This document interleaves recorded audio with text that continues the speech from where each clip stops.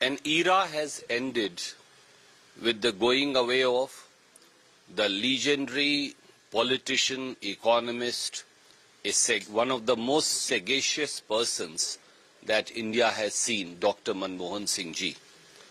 His simplicity, his quest for probity and accountability in public life will be remembered by one and all.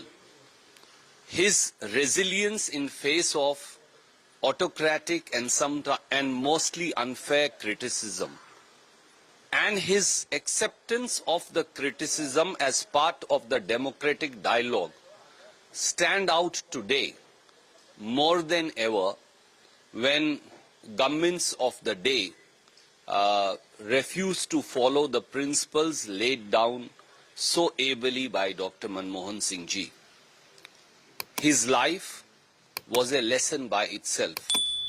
His life, whether it was economic transformation of India, whether it was the rights paradigm under his leadership, whether the simplicity with which he ruled, whether every decision of his always was centered around as to how it would affect a common person, and the creation of the great middle class and propelling of India's economy. There are so many hats that he wore and so many credits that he has in his account that it is impossible to remember them all in one go.